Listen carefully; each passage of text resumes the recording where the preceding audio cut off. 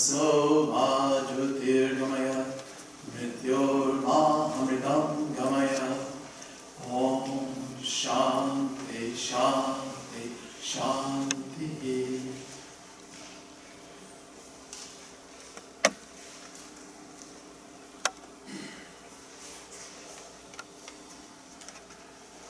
Okay, so now that we've transcended Thomas, we're now working with what? What dimension of our consciousness we're working with now? Rajas. Okay. So what happens? We were in Tamasic, and we've broken out of that Tamas, and now we've acquired some positive virtues.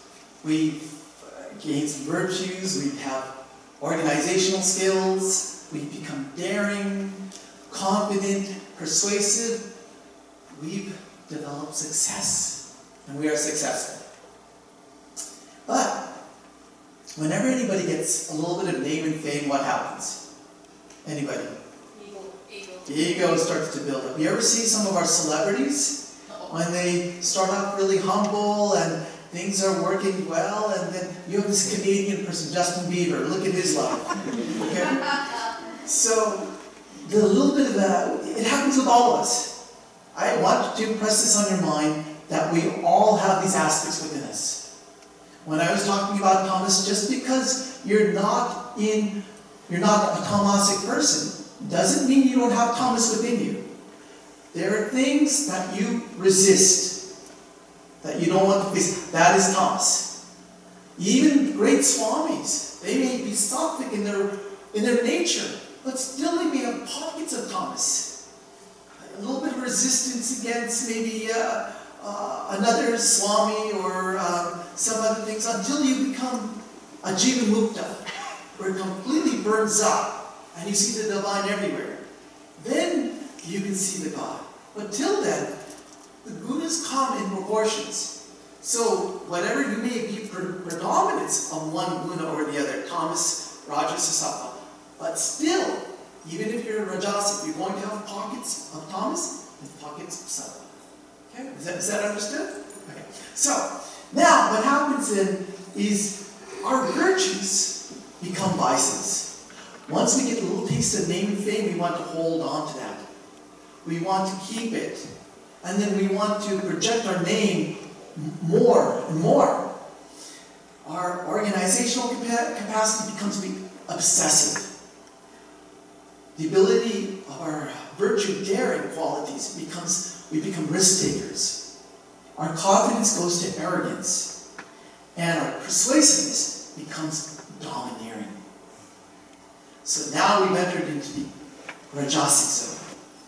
And so, now the sage, Meda, describes the second story of the Chanti.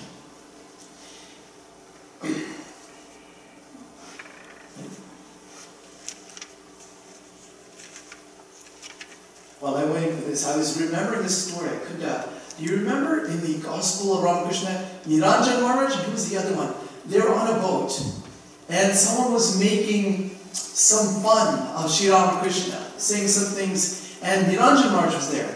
And he saw that, what the person was saying, he started getting angry, and he started rocking the boat, and said like he's going to tip the boat over because of his anger. And Sri Ramakrishna scolded him. Then I forget the other direct disciple. Same incident with Captain Yogananda. Same incident occurred with Yogananda. And he was in the boat, and then different boat. But someone else then was saying some negative things about Sri Ramakrishna. What did he end up doing? Nothing. What did he do? Nothing. And you remember what happened? Sri Ramakrishna scolded him also. So one was done out of fear, and the other was done out of anger. What we have to look today, sometimes Swami Chaitanya was in our training center, and he gave a talk on Sri Ramakrishna. And then at the end of Sri Ramakrishna, one of the brahmacharis, you said so many teachings on Ramakrishna. Which one are we supposed to do? So many things he said. And China just looked perplexed. You do the one that's right for you. Nowadays what happens is because sometimes we're not in close contact with our gurus. In India, if you were initiated by a Swami in India, Guru in India, you know now, Guru Purnima was last week, how long in line you have to wait to see the Guru? It would be like a line in Disneyland, 5 hours long. And then when you see it's a quick darshan. So I think the emphasis now is not only do we have to, if the Guru is there, we have to go to the Guru, but also, more so now than ever, we have to awaken our internal Guru. Our internal Guru is what I call our GPS. You know what a GPS is? Yeah. What is it? No, God pointing system.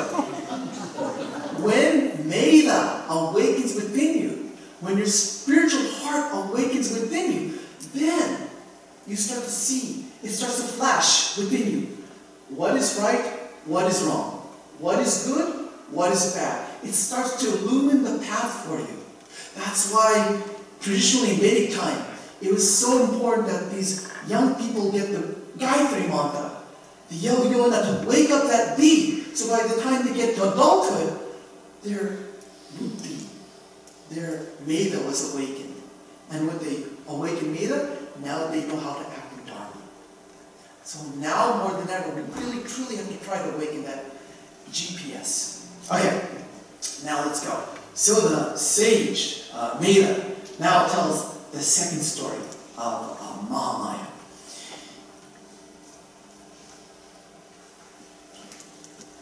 The story goes, music, I want a little bit of music here. No? Can you give me one moment? Because I think it really works well like this one, not the other one, but...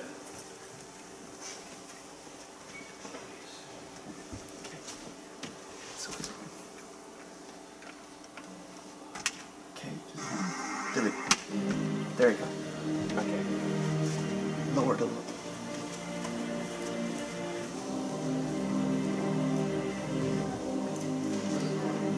The story goes, in ancient times, when Mahishasura, the buffalo demon, was the lord of the demons, and Indra, king of the heavens, was lord of the gods.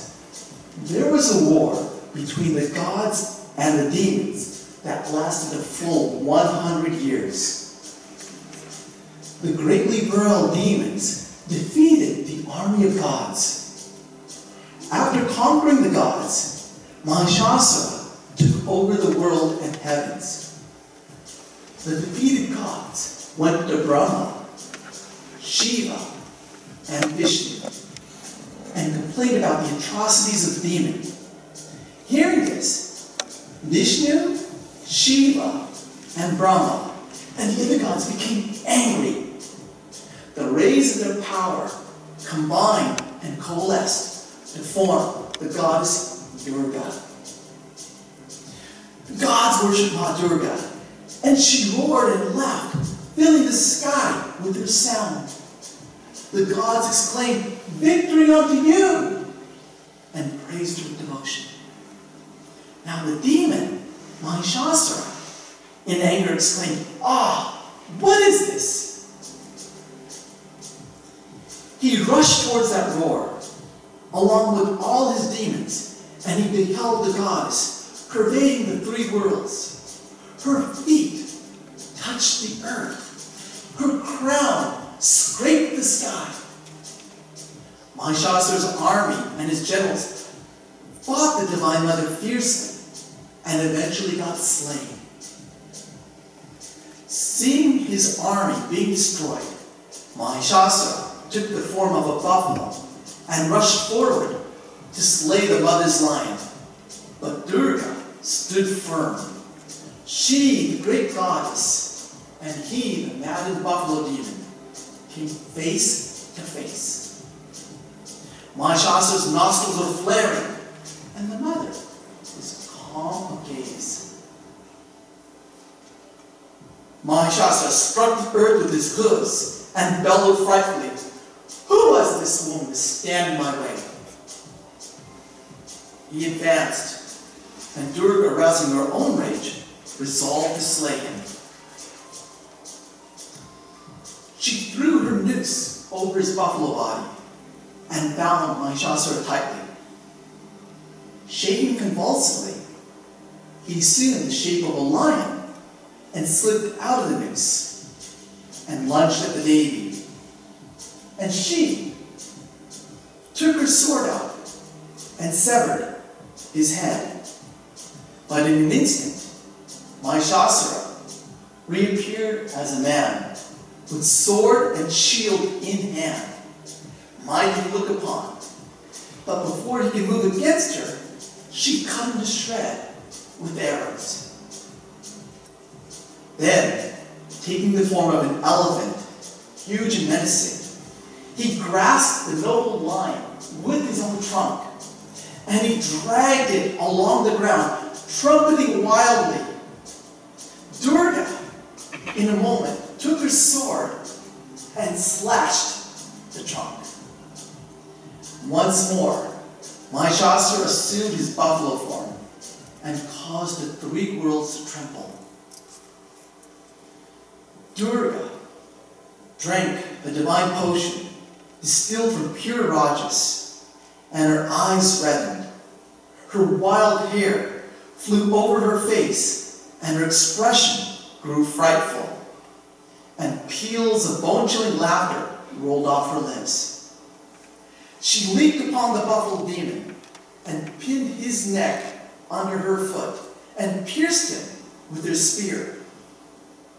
Trapped and crushed by her might, Mahishasura transitioned from his buffalo form halfway into his human form, his Asura form, the true form. Thus exposed and fighting still, he fell to the Devi Durga, beheaded by her great sword. Screaming and crying, the remaining demons ran away, and all the gods became joyous. And with satisfaction, they started praising the great divine Durga and sang praises to the goddess.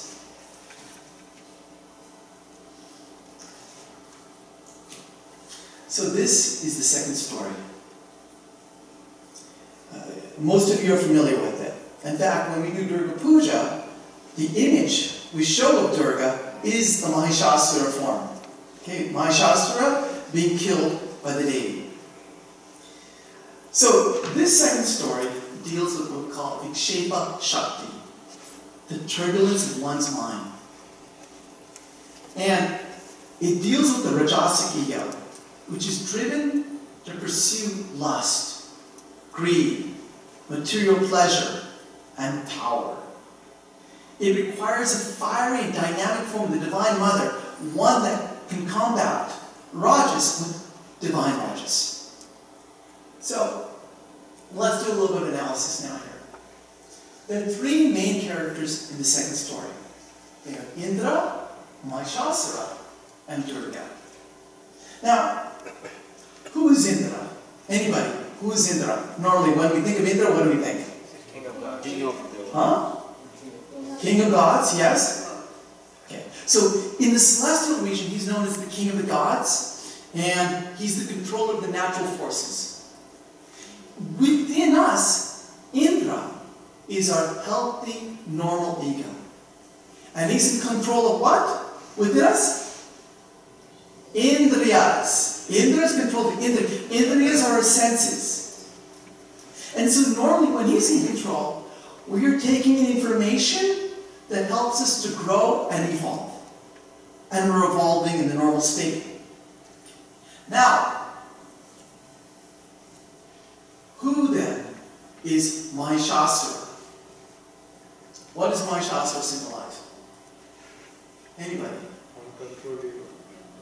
So, we know by his name, Mahishasura, he's a buffalo demon, or buffalo asura. Okay, so, he is, first of all, in the story, he's king of the demons. And you're right, in one sense, he is the selfish, what we call narcissistic, instinctual, passionate ego. And his focus is on what? What's his focus on? Good. On power, on control. He wants to control all the three worlds. On pleasure. And when he gets control of the three worlds, he doesn't want to give it up. On greed. And what I mean by he's in control of the three worlds, we have to look at it, what does it mean to us? So, when we get consumed by Shastra, it's when we start to be obsessed with power. We start to be obsessed with control. We don't feel, if in our organization, in our work, that unless we're there, nothing's going to run. We're in charge of the kitchen, unless we're doing it my way, we're not doing it at all. This is the aspect of control. And it also is power. So, when he conquers our mind, we start to see that if we value power, we're going to see the world in terms of power. When a person values, Sri Ramakrishna used to say, you value lust and greed. When you value the world in terms of greed, you see the world, you can look at a picture of people. You see the beautiful saris, you see the jewelry, the Armani suit. These things come to your forefront of your mind. If you value the world in terms of beauty, then you look at a photograph, all of a sudden a group of people, the beautiful people come to your focus. And the not so beautiful people come to the background. And the mountain, which is beautiful, even goes away, disappears. What you value creates your reality. So, a person, a young boy or girl who's in love with their boyfriend or girlfriend, when they see the universe, all they do is they can think of their boyfriend or girlfriend. Everything reminds them about their beloved. So, when my Shastra conquers the three worlds, what's happening? The need for whatever power and control not only is in our waking state, we also dream about it in the dream state. And then it leads a causal impression, and the seeds in the causal state. We are completely dominated by that thought process of power, greed, control. That's what it means to be invading the three worlds. And he is controlled by 6 generals. Here there are 6 generals in the Chanti, and they represent what's called the Sri Ramakrishna Satvaripu. Satvaripu means like the 6 crocodiles, 6 alligators, sometimes in the Gospel. And so you can see he's controlled by Kama, Krodha, Lobha, Dambha, Matsarya, Moha. Lust. What is lust? Lust is the longing for gratification because we feel incomplete. The longing for gratification. Why would you feel incomplete? Can I ask a question, a little discussion? Why do you feel incomplete? Were you born incomplete? Thomas? You're born in Thomas? Like Mother Kaitava? So, there's a word here, dukkha. And you've heard of that? What does dukkha mean? Sad. Suffering. Dukkha means sad, or when Buddha said life is dukkha, what does he say? Suffering. Suffering, right? Okay. So there's another, if you look really into the word, dukkha was a term used in the Buddhistic times as a wheel that was spinning, and it had a wooden wheel, and if it had chips in this wheel was dukkha. The ride was uneasy. Sukha is the opposite. It means to be at ease. So dukkha means uneasiness. When Buddha says life is dukkha, he meant that there's always an uneasiness within us that we constantly feel. And how do we try to remove the dukkha within us? This void within us? By taking things from the outside and trying to fill it in the inside. Right? So, and what do we experience when we try to fill the inside? Whatever you take, what happens? I remember a few days ago, not like a month ago, I had feeling something acidic down in the lower my stomach. And when I was eating something, the acidity and feeling the pain would go away, but then again after some time it would come back up. There's an ache that we're constantly experiencing of this emptiness, this dukkha. And we're constantly trying to get things from the outside to fill it. But what happens? Every time we fill it, again, it's like going into quicksand. Again, the dukkha keeps coming back up. So, you may go to a restaurant and have a really good time, having some good food there. And then you want to invite your family members again. What happens the second time? It's not as good as the first. You know, in economics, it's called the law of diminishing returns. So there's my professor, he was in economics, he gave an example, in this little crude example, but he used the example of what we call beer. He said, the first can of beer you drink, the quality of enjoyment is very high. The second can, not as high as the first, but still good. The third can, not as good as the second, but still good, until you get to what's called an optimal buzz. Okay? Then the fifth can of beer, you drink, you start to feel nauseous. The sixth can of beer, you want to vomit, and the seventh can of beer, you pass out. Everything in life has what we call a diminishing sense of return. So we try to fill the gap through relationships. And this is a joke that one boy would say, Swami, this is a little crude joke. He said, Ajahn said, I went and I do you know that there's 3 rings in marriage? You know what the 3 rings are? He said, no, I don't know what they are. He said, the first ring is the engagement ring. The second ring is the wedding ring. And then he said, and after you're married, you know what the third ring is? I go, no, what? He says, boring. And then he comes back like a few years later, and he goes, Marge, it's a 4th ring. What's a 4th ring? He goes, it's suffering.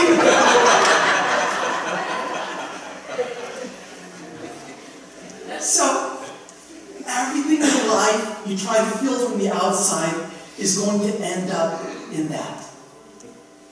Okay, anger. When we fail to satisfy the desire. And so, by the way, that's why companies like Apple, they are great innovators. Because why? They know when you buy that iPhone, and after 2 years, you're going to get tired of that iPhone. And what next? The upgrade version. So they plan. They know the cycle of dukkha. Anger. When you fail to satisfy a desire. Greed. When the desire is satisfied, but we want more, we want different, we want better. The sense of pride. We start to think that there's a false sense of superiority. We feel like we're in control. And we want to take credit for things. One of the difficulties when like someone like Swami Shwananda, a very senior Swami, comes, I used to, when he was sick, all the devotees want to serve him. And they all want him to take their food. So they will get very upset. Some people will get upset if you don't recognize their food. So Swami is very, so what he used to do, take all the food, mix it together. That solves all the problem. I can! Jealousy is the resentment of someone else's better condition in life. You start to feel like this, and delusion. You start to lose sight of what's really happening. Now, the question could be asked, how did Mahishasura become so powerful? How did he get this power? Anybody?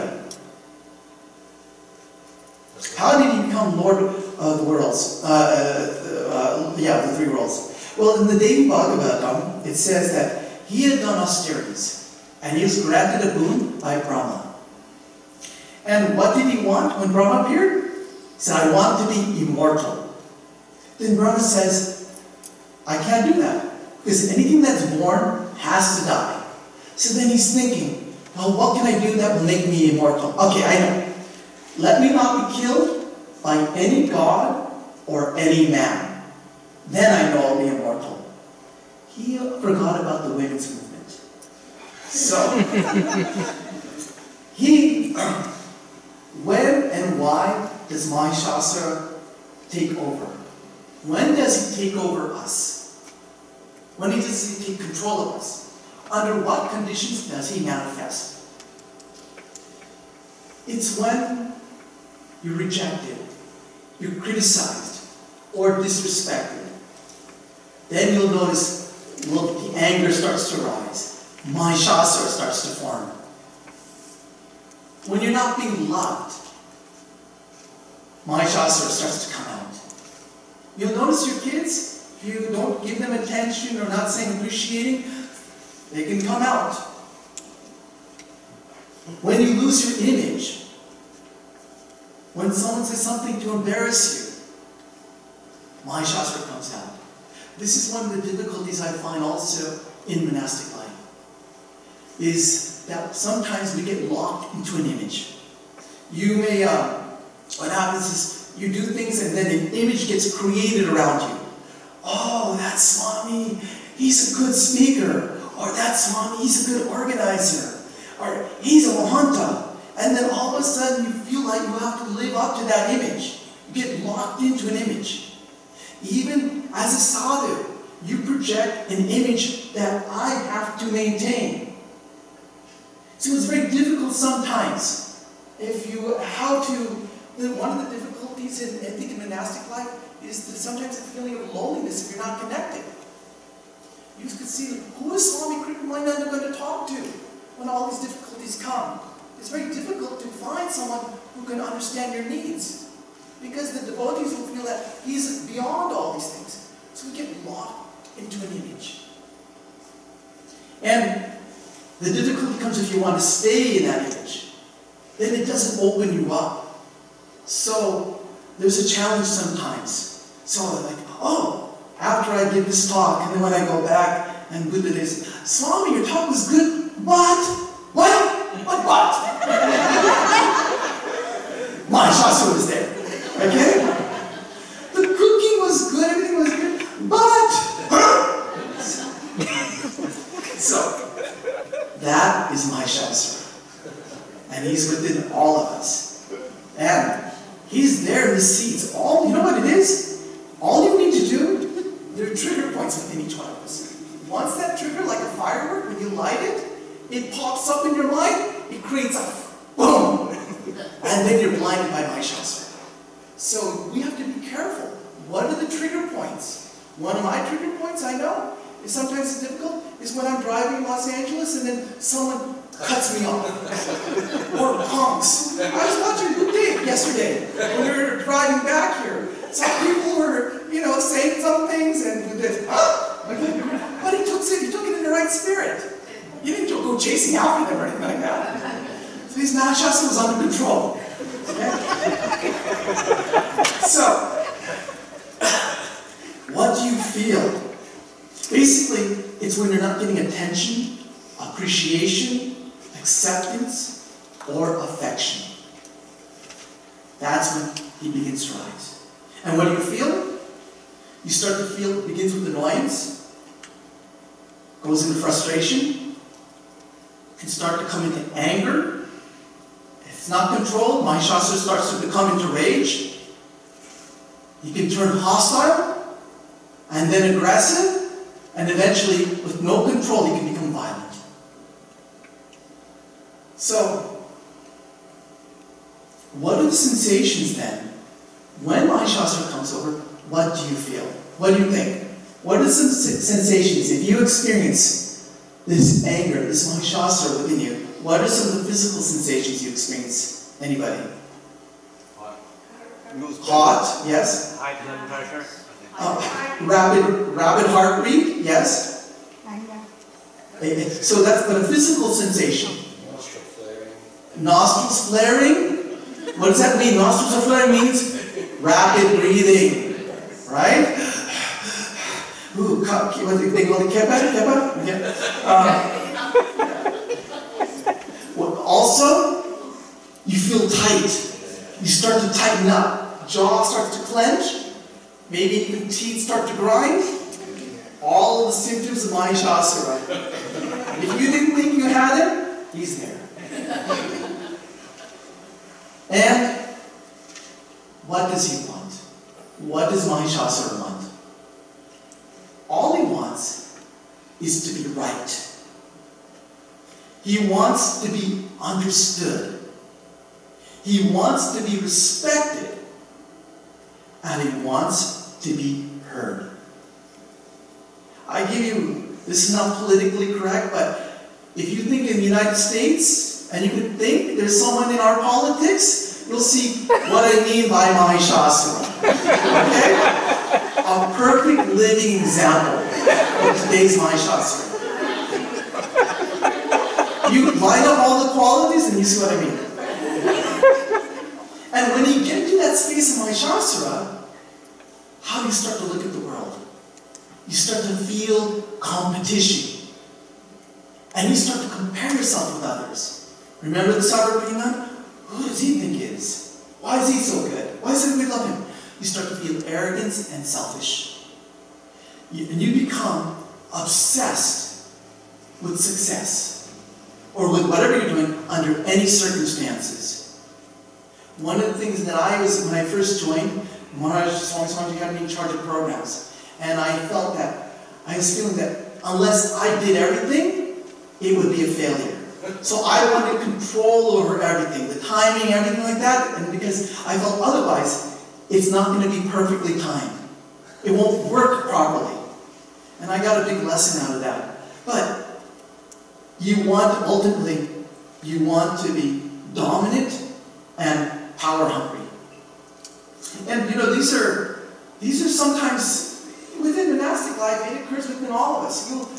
I'll give you an example, just a very simple example. Sometimes, in monastic life, another thing that sometimes Mahishasura flares up, this thing called seniority. Okay? So, when you took your sannyas, then you became, that's sort of like your date. And so then, if you're senior to someone, they're supposed to make pranams to you. Okay? And if you're junior, you make pranams to them. So sometimes, especially in Western culture, we're not used to pranams. Okay? But if you go in India, you have to make pranams. And sometimes if you forget to make pranams, hey, who does he think he is? This is senior. He's not making pranams to me. Another time, I remember someone said, hey, he used to do me. I've seen that you up me. What's going on here? So, it happens. We don't think, but these are underlying things that when they come up, we have to deal with them. Subtle things that are coming up here.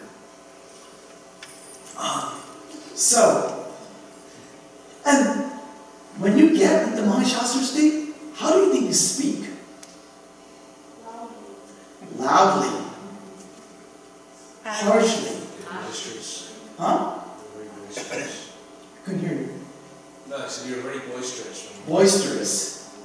You speak using divisive language. It's us against them. You speak, if you ever meet someone who doesn't allow you to get a word in, Mahishasura.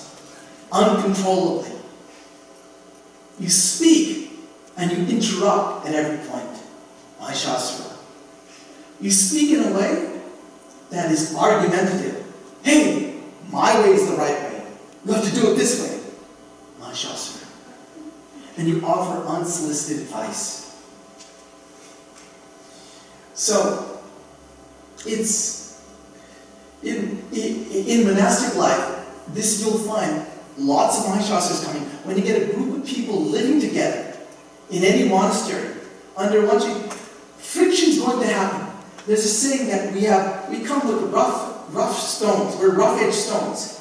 And the friction that occurs between the rubbing of the relationships is what's smoothing us. But in the process, there's all these Mahishasuras coming up. And then you have to learn, when you get in a difficult situation with someone, you can't escape them because you're living under the same house. So then you practice a little bit of avoidant Vedanta, okay, for some time, till things cool down. And then you have to try to make up. That's why at the end of Durga Puja, what happens? What happens at the end of Durga Puja? There is what's called? Vijayadasami. Visarjana, no. But then the 10th day is Vijayadasami, right? And what happens in that process? You hug each other. So when I was in Bellama, what happens is if you had any tension with somebody else, the two monks, so the younger monk makes pranams, and the senior monk does the golakuli, the hugging that occurs. This is supposed to dissolve the relationship. It's the day of new beginnings, fresh start. Whatever happened in the past, okay, let's dissolve it and begin new. So sometimes you see some senior swamis, it makes you broken, but that is the day you have to go beyond that. So, and when you're doing this, what happens when you're Mahashastra? Then you cut yourself off from grace, creativity, peace, love, and compassion, and you lose your sense of freedom. So, let me just go back now. Now let's go back to the story here. When our lower propensities get too much strength, what happened? The gods were taking charge. And then what happens? Sometimes we take things for granted. Sometimes we start to indulge into things that we're not supposed to indulge in. You know what is a great topic for my shastras, especially in America, to come out? Politics. Nowadays, it's very difficult to talk about politics in America. Even in our Vedanta temple itself, if I mention certain things, I will have, one person came afterwards and had a 10-minute anger, shouting anger at me. How dare you say this? How dare you do this? You cannot mix politics with Vedanta. I was just using an example, okay? But so that is, it's something that, how to diffuse this. So what happens is the gods, our lower, we get engaged into a little bit of gossip, politics, TV, temptations, and then sooner or later, guess what? All of a sudden, the asuras take over. Okay? And then when the asuras take over, Mahishasura is in charge. He's now running the show. Now what happens? All the gods join together, and feeling helpless, they go to Brahma, Shiva, and Vishnu. They first go to Brahma, because Brahma represents introspection. What can we do? We're in this helpless situation where I'm filled with anger, I'm filled with greed. I know this is not right, but what can I do? Then they go to Shiva to take recourse into wisdom. Help us. What's the way? Enlighten us. And finally they go to Vishnu to pray and surrender. I don't know what to do. I'm hopeless. You tell us what to do. What happens is that when all the gods come together, what's happening? They realize that they are no longer in control. Mahishasura is in control. And so, they surrender. Who do they surrender to? The Divine Mother. I can't do anything. You do everything. Not I, but thou. What happens is, when we surrender our will to the Divine Mother, truly and sincerely, the awakening of Durga takes place. A divine grace fills the heart with an unknown hope and confidence. The power of all the gods and goddesses come together, and our fragmented consciousness, which is going to all these different areas of life, gets linked together. And all love, all faith, all goodness, all that is good, great, and noble within each other get linked, unified, and a tremendous strength and confidence arises that takes the divine feminine form to face our inner enemies. And this is the Divine Mother, Durga, in an aspirin. So when we say Durga, what do we mean by Durga? Durga is the divine awakened consciousness within us. Durga, Durghati, Harini, the one who removes misery. Dur, from Durga. Dur means difficult. Ga means to go. The one you go with when difficulties arise. And what happens? We see that her feet touch the earth. Her crown scraped the sky. It's symbolic of a Kundalini awakening that occurs within us. When that happens, all of a sudden she gives out a roar, the Pranava Om. And now, our Mahishasura, he hears this roar. And what does he feel? He feels threatened. His existence, his power, and his enjoyments are threatened now at this point. Who is this person to try to dare take away what I have acquired. So, what happens within us? When someone imposes something that we don't like, when we hear the truth of something that we're not willing to listen to, we go into what we call a fight-flight mode. Our amygdala, our rational, logical thinking mind turns off, and the amygdala mind turns on. We don't analyze, we don't think, we just react. And we react with anger, hatred, jealousy, and fear. It's what we call our sympathetic nervous system. You go into a fight-flight mode. And now what happens? Now we start to see Mahishasura take on all these different forms. It's what we call the defensive mechanism of the Rajasic ego. What are those forms? So, the first form he takes is what? What is it? Buffalo. Okay, what is buffalo? What does buffalo here mean here? What's it symbolic of? Mahishasura. Okay, so buffalo usually likes, what is it? He likes mud. He likes to be in swamps. He likes to be partially covered. Okay? Buffalo is also passionate. So, in this mud, it represents our denial, our passionate desire. We are in denial. And when we're confronted with the truth, when the Guru says, what you're doing is wrong, if we're in that buffalo state, how do we react? We react with anger, with denial. And we try to protect ourselves from the unpleasant consequences that accompanies the pain. And so, what is the Divine Mother doing now? What does she do as the weapon?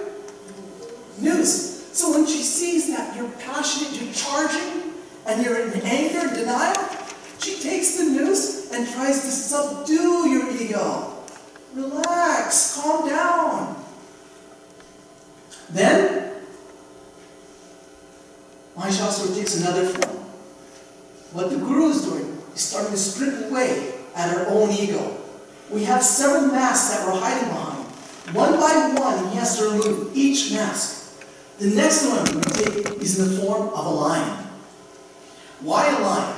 A lion symbolizes Dharma, right?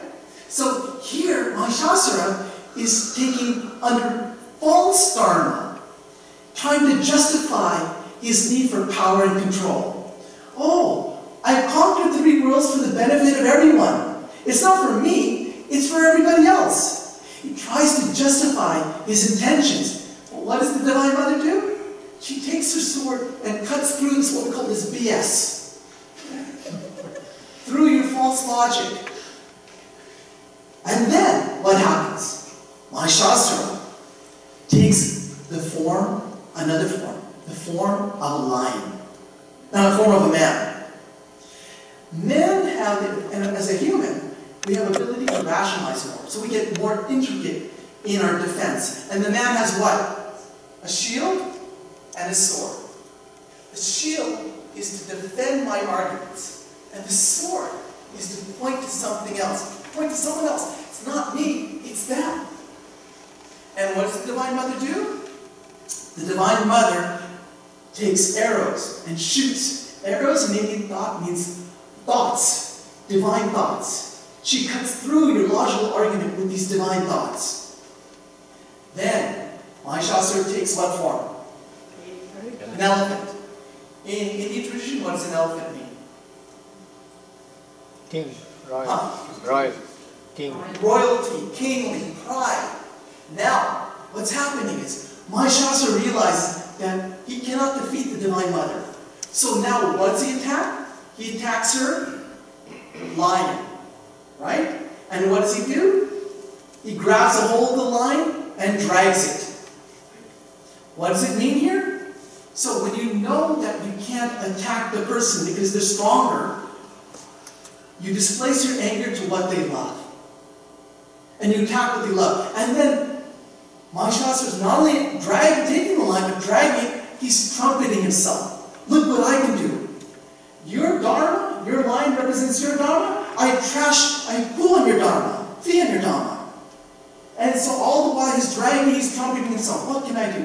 And the Divine Mother takes her sword of Viveka, and cuts through the sword of the elephant. And then finally, not only yet, then we get to which form? Mahishasura takes which form? The buffalo. So, somebody asked me, it was a Westerner, said, start us off with the buffalo. Why does he take a buffalo form again? Okay? It's a good question. So after some thought, I asked some people, and it's what we call the power of regression. So what happens? The buffalo bellows and roars in anger. At this point, I know I cannot defeat Durga. So, what do? If I can't defeat the person, I start to regress back to a childlike behavior. What do? I throw a tantrum. I give the person a cold shoulder. There was a nun, who was in Hollywood. She got very angry at Swami Swamiji Maharaj, right? Now, she can't do anything about that because he's the guru. So what's she going to do? She runs away, takes the door, and boom! It slams the door as a show of her anger. So, what does the Divine Mother do now? The Divine Mother then uses pragya and pierces through that childish behavior. And now, finally, she gets to the root form of the problem. Now we see Mahishasura. There's no more masking. All the masking is stripped away. We get to the heart of the problem. The Divine Mother puts her left foot on Mahishasura's throat. There's no more changing. At this point, he is stuck. There's nothing else he can do.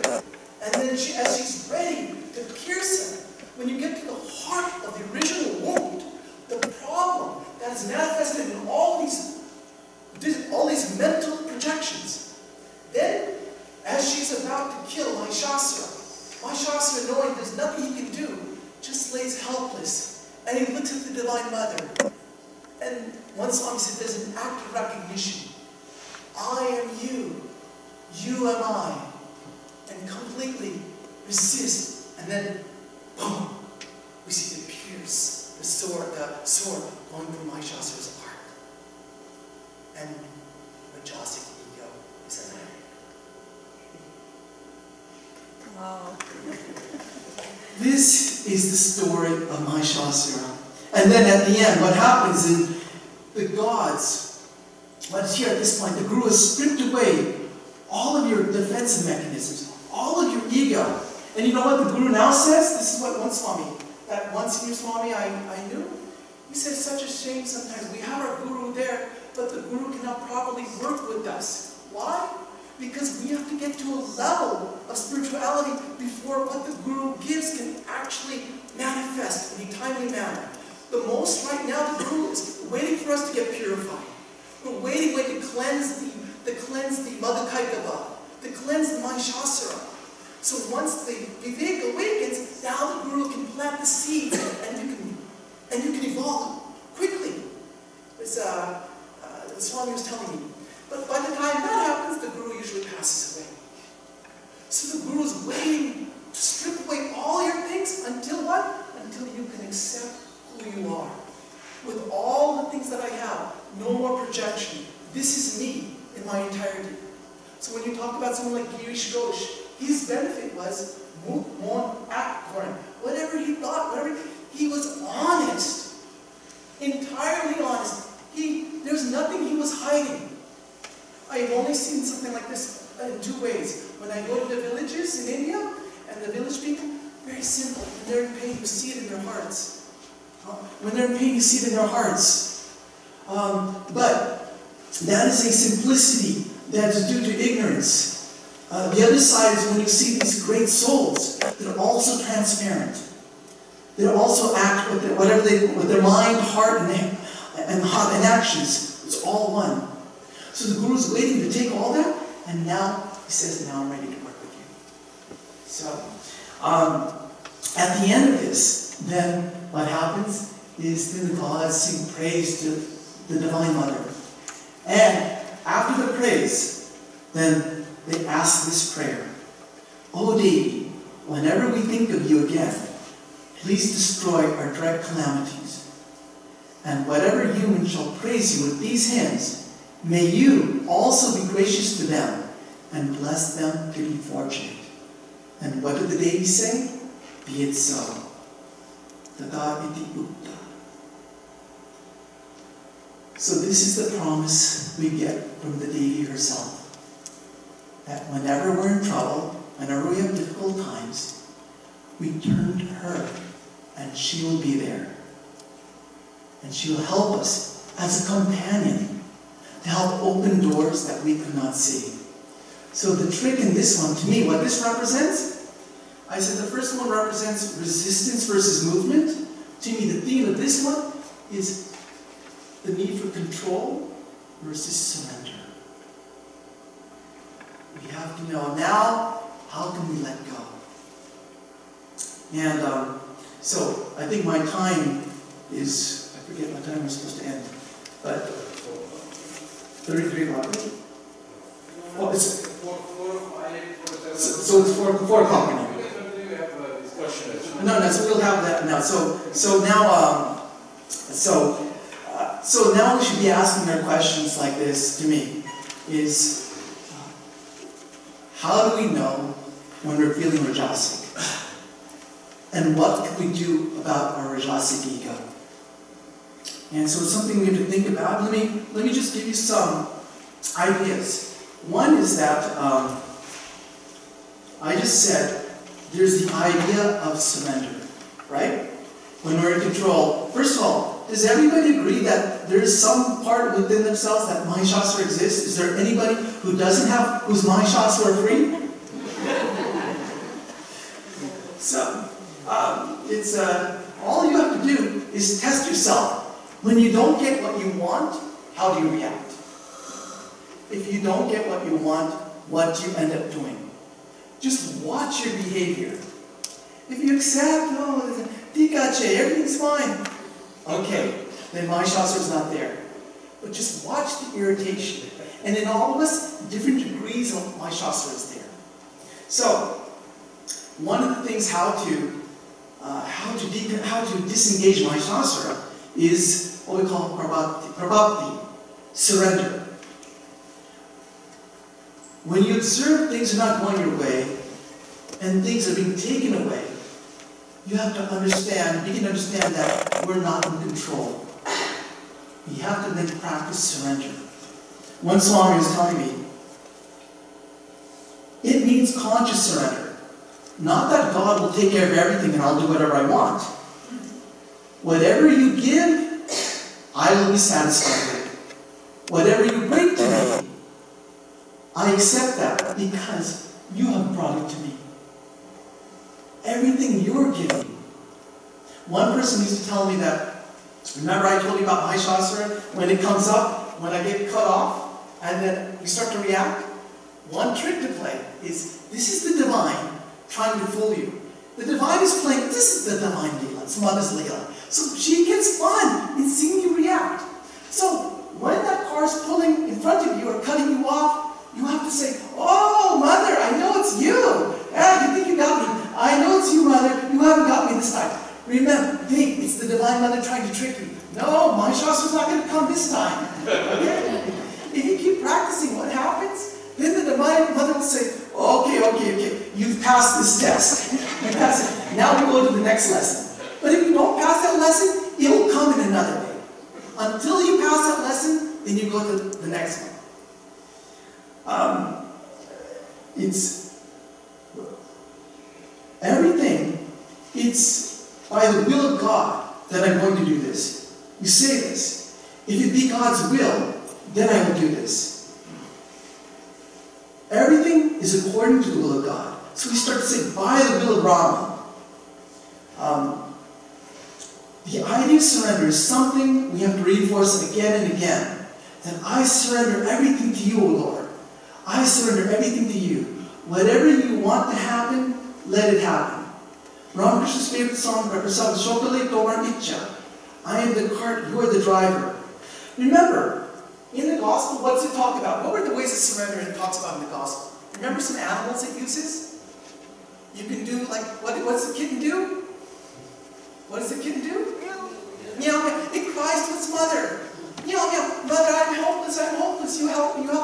And if you cry loud enough, the mother will pick you up and take you to your next destination. What's the other way of surrender? The monkey. What happens with the monkey? Clings to the mother. It clings to the mother. So what happens is you cling to the mother, but then the mother monkey will go and you just hold on to the ride. So you just, one thing is just call on mother, hold on mother, and let her do the driving. You don't have to worry.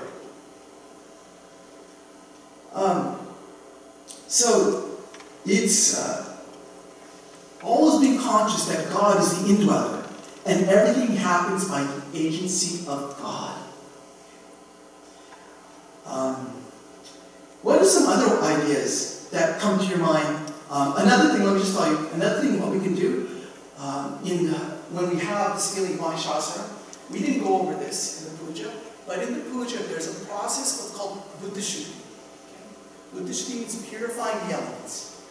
And in the Buddha Shuddhi, you see, I have a call, the mother's restraining me. The mother, I said, has Ambika, also trying to restraint. Okay? So she pulls, when I go off the leash, then she pulls me back here.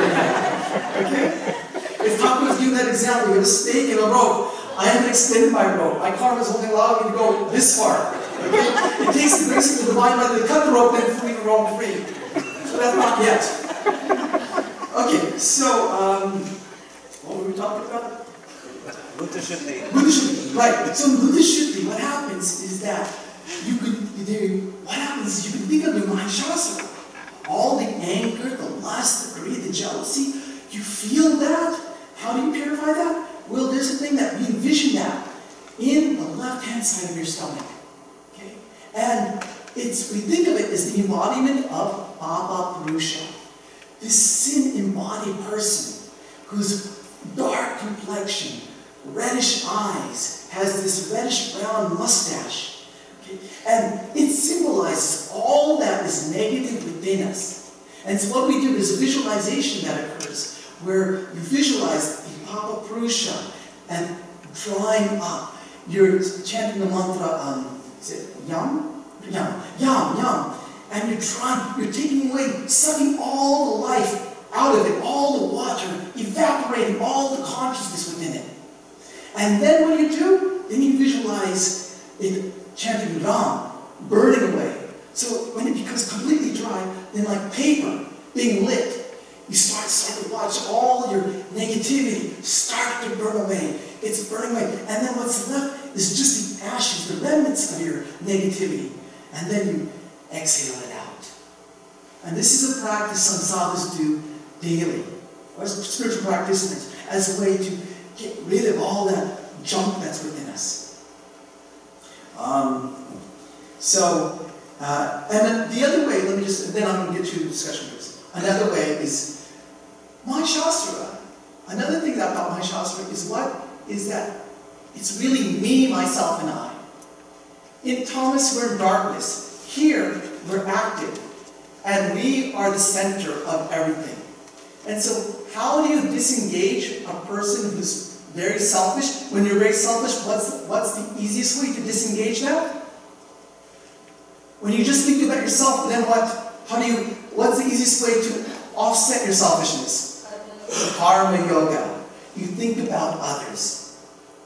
You do unselfish work. Because in doing this, you start to expand your I to another person, to a we. What happens when you have a family?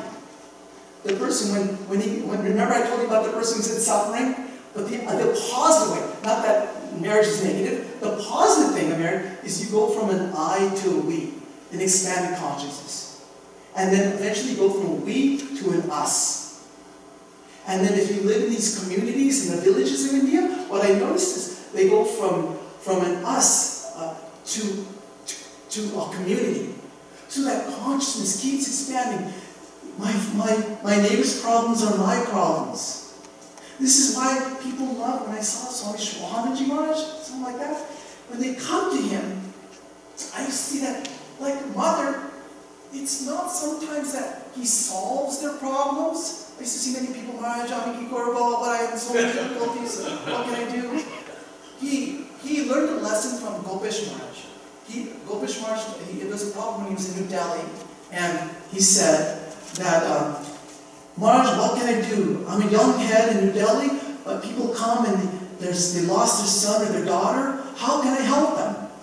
And Gopesh Maharaj said, your use of meditation will give them peace. So what I noticed with my own eyes was when people come with their problems, it's not that he solves their problems, but what happens? He dissolves their problems. His state of peace, quietness, transcends, and being in His presence, all of a sudden your mind, which is Vikshepa, the obstacle of my Shastra, going all over the place, starts to calm, calm, calm. And the opposite of Vikshepa is stillness. And we feel a sense of peace, quietness. Everything's okay. And the problem that I thought is now just a dream. It's a child's play. So the point I was making was when you help another, you get out of your wall of the ego and you expand your sense of self. So, okay, at this point it's 3:10. So why don't we get into our groups? Is that okay? Have a little group discussion? Oh, question? Okay, question answer. Okay. So, and I'd like to know your thoughts about how we dissolve Mahashastra. Margie, in the first session we had a Q&A, so they had some incredible insights. I wish, did we record their insights? We didn't record the Q&A? By the way, one suggestion I have, just a suggestion, the people who made the reports, if you can type up your reports and send it to Swamiji, it would be good for all of us to see. So maybe they can put it on something where we can all have access to it. Because it's good to reinforce these ideas and then how to put it into practice. Okay. So, okay, let's not a question answer. Let's have a discussion. So should maybe? Do you want to say something?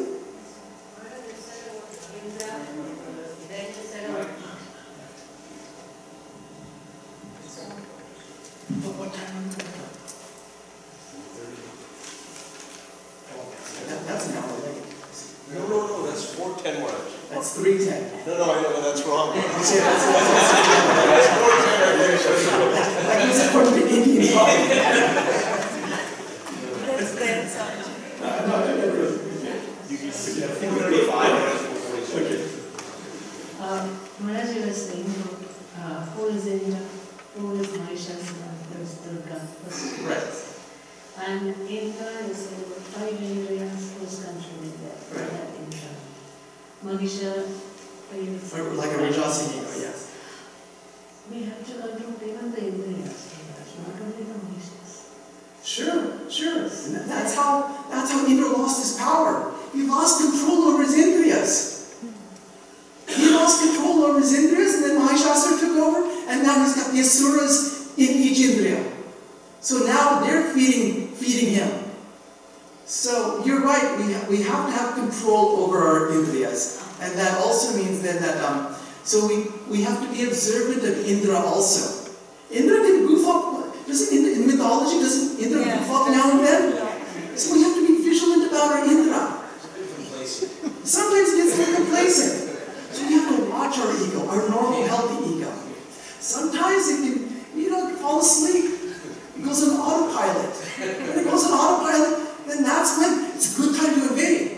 And that's when Mahishasura's armies come. And then before you know it, all of a sudden, then we're stuck. Once you get stuck, somebody said Netflix, these become addictions.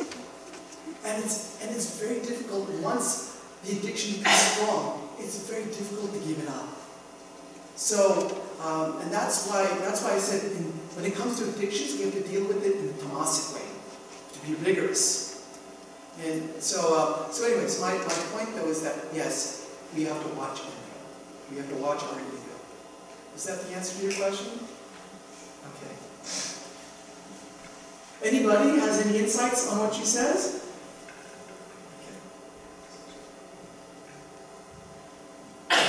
Hello. So when you were talking about different ways that one speaks when Mahishasura comes up, the one you ended on was about offering unsolicited advice. So that strikes some kind of chord with me because I suspect I'm probably guilty of it. And I just wondered if you had any tips or anything you could talk further around that. I suspect that in this case it comes somewhere from our desire to be right and understood and heard. But often we probably delude ourselves into thinking it's for the better of the person that we're speaking to. And maybe sometimes it is, but how do we know the difference? Or any thoughts around that would be appreciated. No, what you're saying is correct. We're all guilty of it, offering unsolicited advice. Sometimes, it's our Rajasic ego that comes out. We get in the role that we're the knower. We sort of know it all. And when to offer advice, when not to offer advice, it takes some inner stillness to be able to recognize what's the appropriate action in this experience. So, what I used to like, there's a Swami Aseshanand Maharaj. He was the last monastic disciple of Holy Mother. And he was in Portland, Oregon.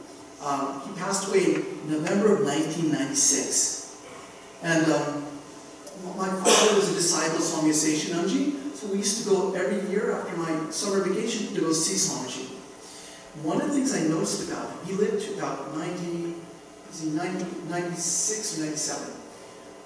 And one thing you should know, that he came to America in 1947, and he never went back. I don't even believe, I was trying to ask him, I don't think he saw an independent India. So he also used to say that the Divine Mother has brought me here to do her work. So being a disciple of the Holy Mother, he had some type of connection to the Holy Mother. And what I observed was, whenever anybody asked him a question, he wouldn't answer immediately. To me, what I heard from others is that he would take a moment and stop. And it was like he had a hotline to the Divine Mother. What do? Pick up the phone, call the Holy Mother, and if the line was busy, you would wait. Okay? Call again, get through, and wait for her answer, and then give the answer. So you would see he doesn't answer immediately. There are times of pause. So maybe that's the way, when you're asked a question, maybe offer the question mentally to the divine within you, and just see what comes up. And it's not, sometimes it's the first thing that comes up. That's right. Otherwise, sometimes it's the mind, and the mind is the ego. Okay, this is what the person wants to hear, but it may not be the right answer. So just try to make a habit. Whatever's coming to you, it's the Divine Mother. One of the things that sometimes when you first got this Gera, and people make pronouns to you, I'm coming from the West, I have no way to digest this, and so one Swami used to tell me that when they make pronouns to you, you're not, who are you? I mean, all of a sudden you get this, now people are making pronouns? You deserve this recognition? Yeah, my Mahishasura, then they'll start to interrupt you, right? It's like, hey, you didn't make pronouns to me, I'm senior to him, okay? So you have to be very careful. So the way to digest this is whenever someone makes pronouns to you, touch your heart. Remember that they're making pronouns to the divine within you, not to you. It's to what it symbolizes, the divine. Make this your point of contact. So whenever anybody asks something from you, have maybe a trigger, a habit, touch your heart as a ritual. Mother, how would you answer this question? And then see what comes out. Anybody have any other thoughts on his question? I like to have a discussion. I don't like to have a monologue. I'm just another Savika like every one of us. So if anybody has any insights, please say so. Yeah. These days you see a lot, those so-called public intellectuals, and they constantly, give unsolicited advice, and they need an audience all the time. And, you see that more and more. You might be in a little related economist, but you're also expert in constitutional law. You want to talk about Kashmir, things like that. You know what I mean? Something that it's not his craft, it's not his field, but it's that unsolicited advice that pops up quite often when you see it. One senior Swami I keep talking about, he said the most difficult thing, he said to Indians, it's probably to everybody, he said for Indians to say is, I don't know. We have a very difficult time. We'll go on and on about something. We cannot say, we're allergic to it. I don't know. When you're talking about allergies, that's something that's within us. Some people. Yeah, yes. And you're also right. Another point is, know your sphere of what you're good at. Know your sphere of knowledge. And when it's outside your sphere of knowledge, be frank to admit, I don't know. Manos, thank you for your talk.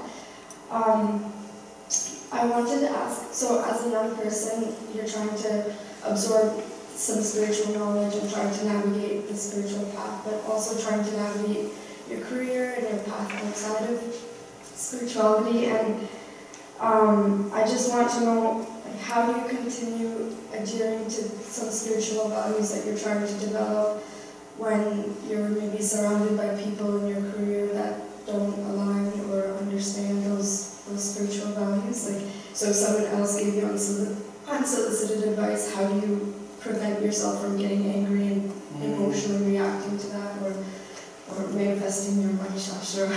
Yeah, it's a good question. Anybody have any insights on that? Oh, come on. Now you're practicing, I don't know? You all graduated from Mahishasura State? Where's the Mahishasura? You have something to say? Try to avoid. Try to avoid. No, go ahead. Try to avoid, okay? Actually, maybe this is going to be unsolicited advice. That's fine. We're looking for that. No, go ahead. So, just to remind It's not on. We need the microphone on. Oh. So just to have my insight, because we passed this stage, so we also went through what the young people went through. So I'm just talking out of that experience. So whenever this thoughts like when the Mahishasura fly up, and even in adulthood it does fly up, but I'm just saying to go back and think that we have to calm down, and what we hear in these lectures and to reinforce those ideas helps in calming things down, or at least not having a knee-jerk reaction or instantly in that situation. Yeah. That's what I just wanted to mention.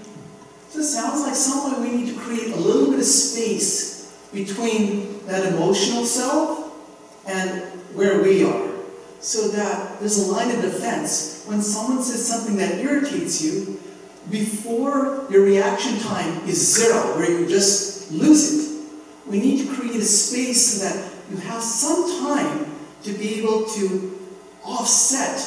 You know how we go from a nuclear bomb, we go from level 1 to level 5? So we need some time to be able to go through those levels so that we can catch ourselves. So, I mean, would you guys suggest maybe one way is meditation to try to keep, Swami Sarvapriyananda's one thing is the Drikdishya Vivek, how to create some distance, be the observer. Another way that I've heard, and this is what Swami Sharvadevaji talks sometimes, is that even if you're like on zero, you react back, that's okay.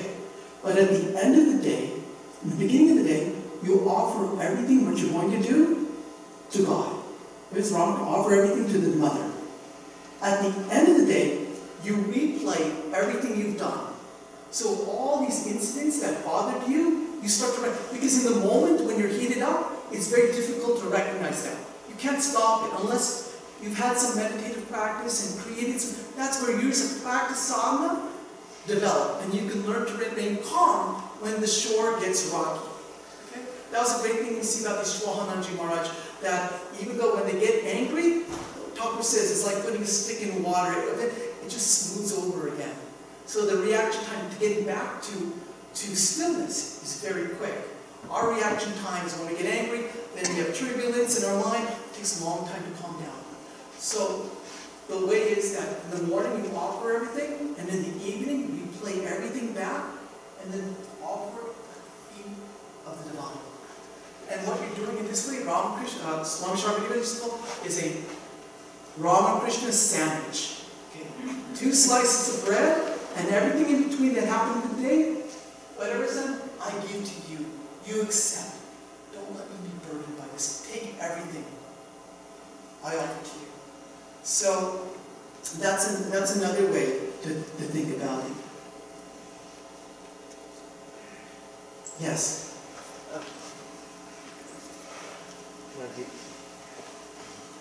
Just some thoughts here. Sure.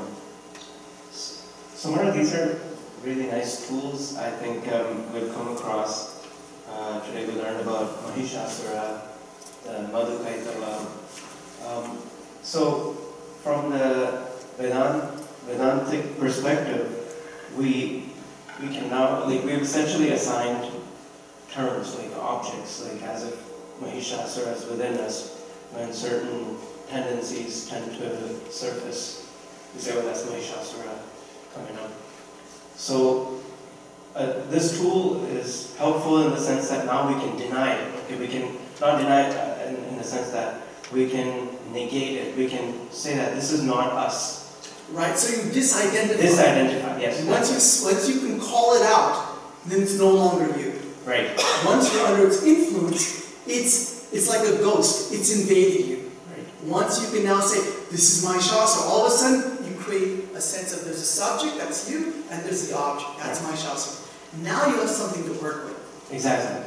So to formulate this idea into a question, now how do you do the same for the good qualities?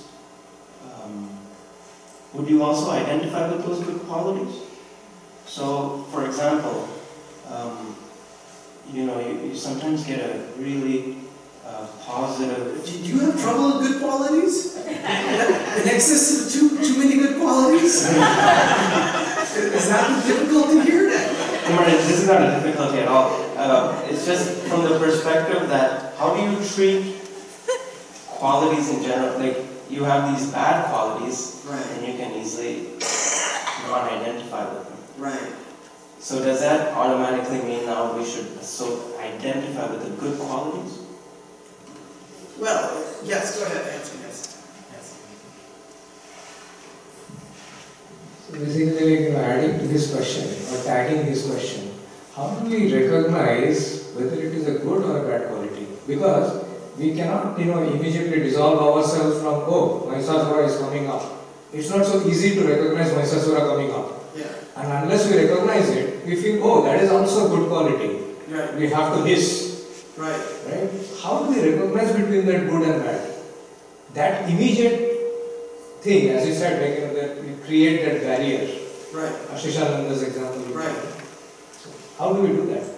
How do you recognize whether this quality emerging is it like a positive quality? Is it a Mahishasura or like a or a sura? Or sura quality? Good, Deva.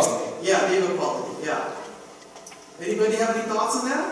Can I add something? What, you're going to add a question? This is becoming like an epic. I'm just adding to his question. Yeah. So supposing like a good quality, right?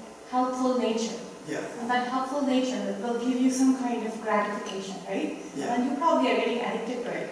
So unsolicited advice, because you want to be helpful, you just think it's a good quality to have, and then you just keep going with it, offering advice, helping out whether they need or not, they don't want it, but we are doing it anyways. And we are getting the satisfaction, but those people are being annoying. So, so where do you kind of...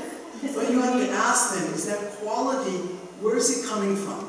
So it's basically the self-thing again. Again, it's coming from the ego, right? Yes. So what's the need for you to offer that advice? Okay, so on one point, let me just make this.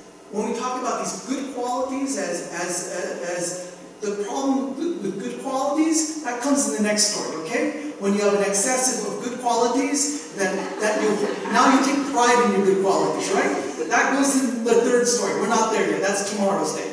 Okay? So, and also you'll notice in any of these mythologies, you never get gods becoming excessive gods. It's only the gods are like have like an equilibrium, and what comes in excess is the negativity, asuras. So everything, when you have good qualities, there's always harmony, rhythm, there's balance, everything is flowing, you're in tune with nature. Okay, when the good qualities are, so you don't have any problems with excessive good qualities. Good qualities, asuras, what we call devas, are fine. When devas are holding everything is flowing, the yagyas are going to the right place. Only when excess bad qualities come, then we find trouble. And when excessive bad qualities come, that's what we talk about when the Divine Mother incarnates. Okay? So this is the first point I want to make clear, right?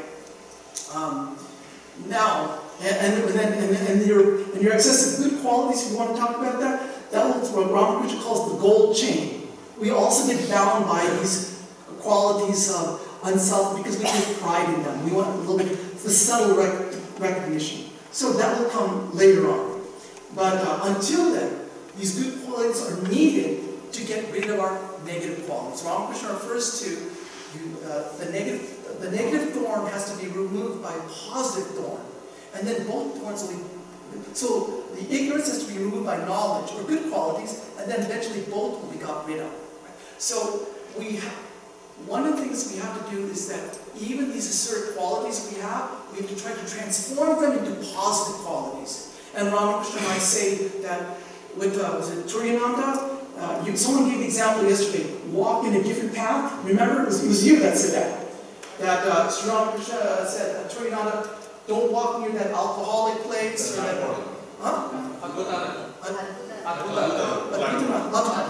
don't walk near there.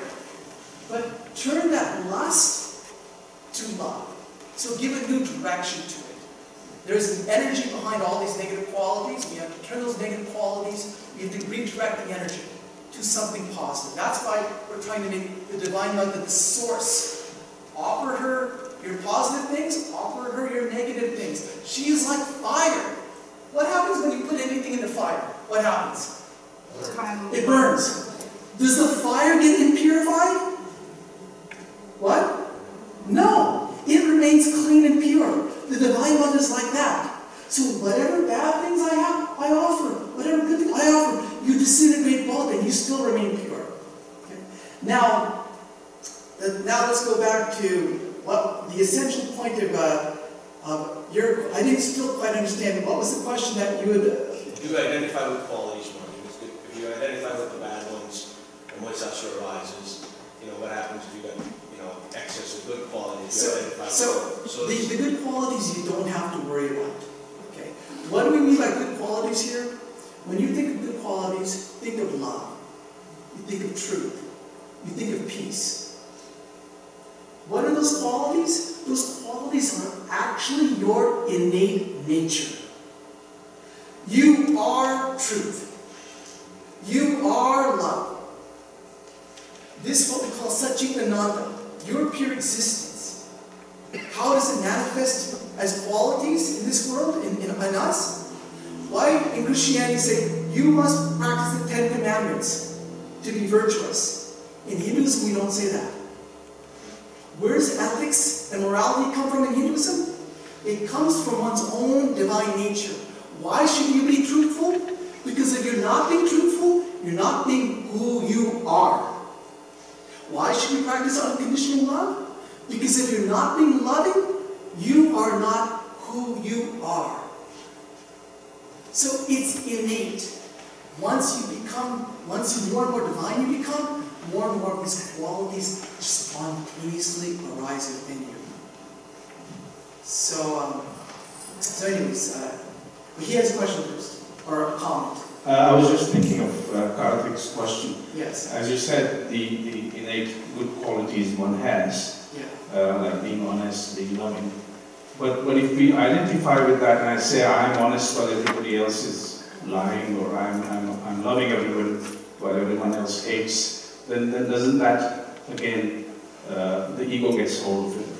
and we turn into Mahisasura. Of course.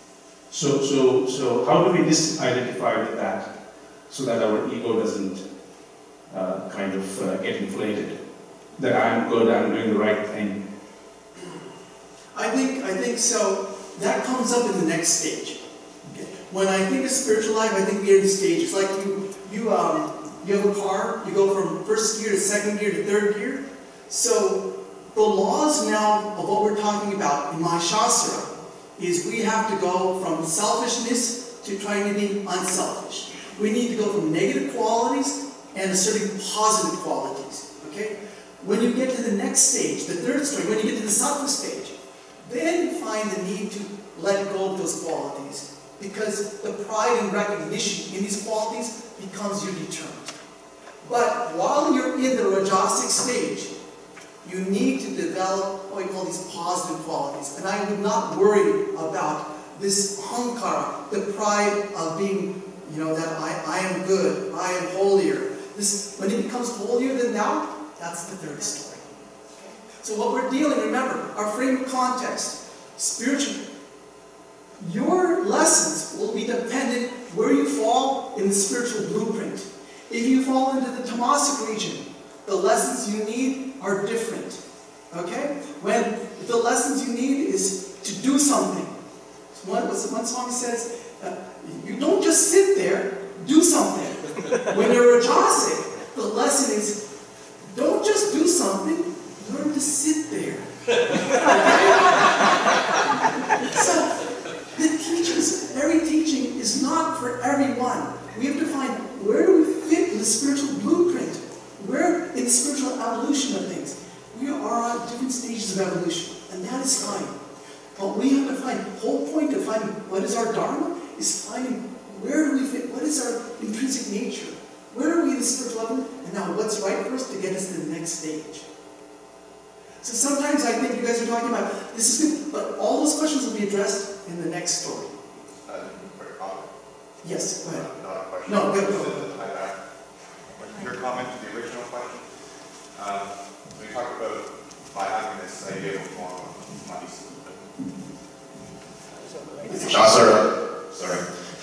rising up gives us this space by allowing us to disidentify it. And I think the approach is still disidentification even with the positive qualities, as in I am not the doer, but rather than giving us space, it actually brings us closer to God, or brings God closer to us. So it's still this process of identification, but it seems that it works almost in a different direction, rather than pushing us away from something or giving us the space. It brings it closer. Brings you closer to the divine, you're saying. Yeah.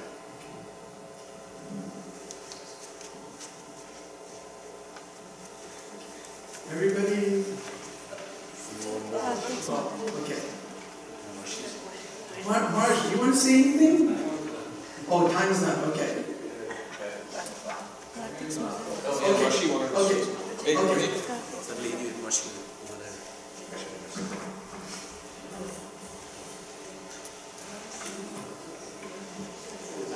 Let me just mention one more thing before I get set. In Ayurveda, I had this sheet, I forgot where it called, but when you are, sometimes they use senses as a way to help calm the mind. So in Rajas, the problem is that we're getting hot, so we need a cooling effect.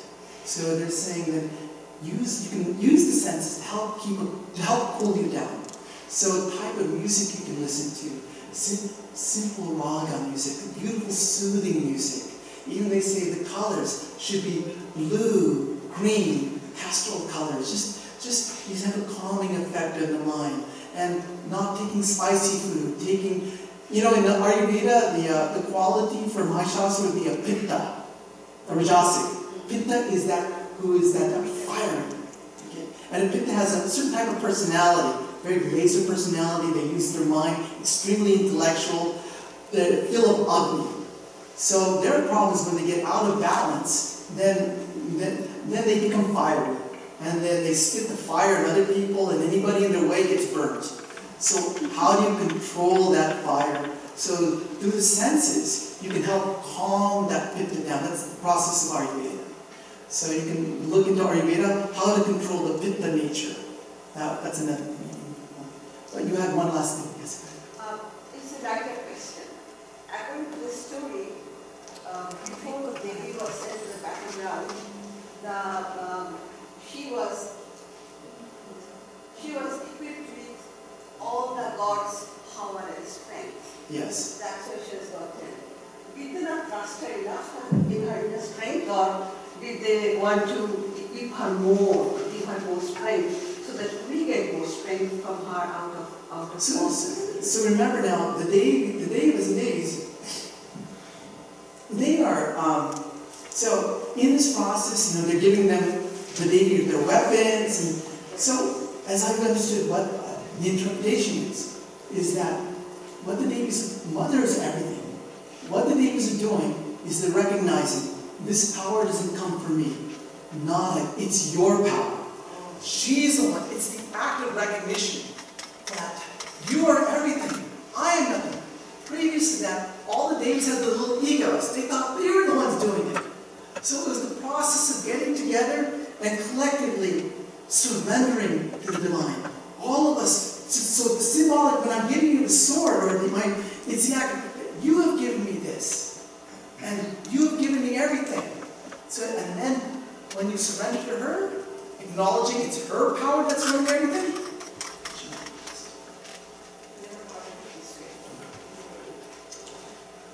okay.